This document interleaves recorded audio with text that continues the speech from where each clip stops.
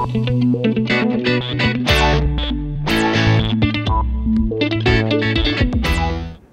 ka katagal sa bahay ng Tia Ines at Tio Carling Aburilio mo? 2 buwan. Bakit ka tumira sa kanila?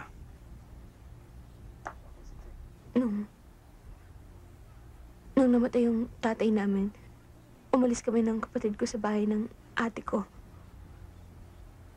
Hindi sila malapit na kamag-anak, pero tumira ka sa kanila dahil wala ka na matirahang iba. Ganun ba? Opo. Ano masasabi mo sa relasyon ninyo ng iyong tiya at tiyo?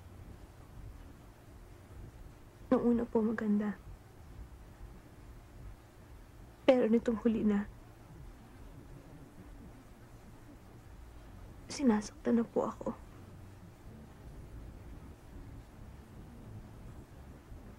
Your witness. Thank you, Counsel. Miss De Luna, mayaman ang inyong kapatid na si Joy De Luna. Bakit umalis kayo magkapatid sa kanya? Naaalangan na po kami. May sama po ako ng loob. Kanino at bakit?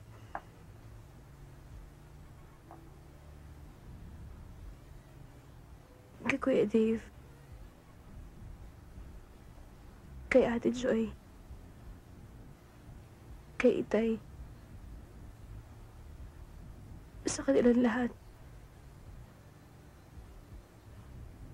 Hindi kasi nila ako mahal. Objection, Your Honor.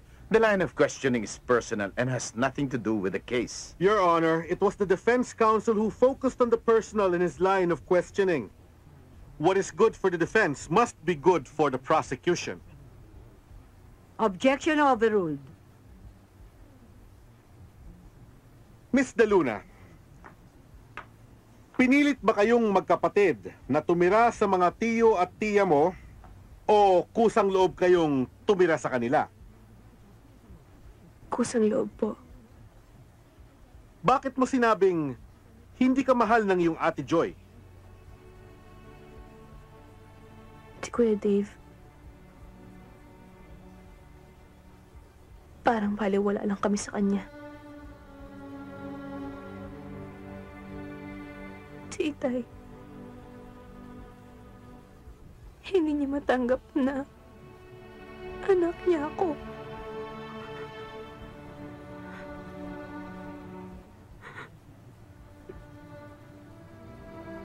Si Ate Joy naman. Mas importante pa sa kanya yung mabuo yung pamilya. Kahit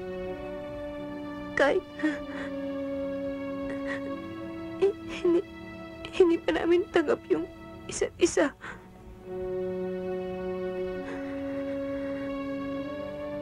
Pinipilit niya lahat.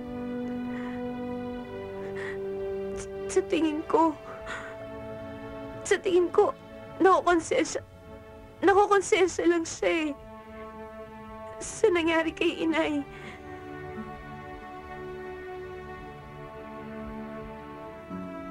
Nang mamatay si Itay.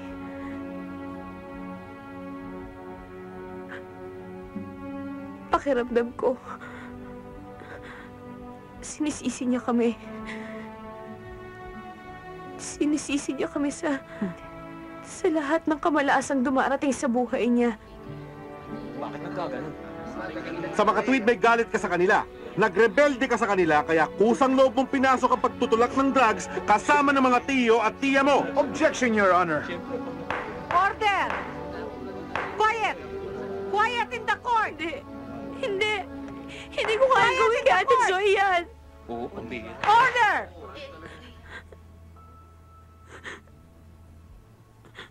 Mahal ko siya.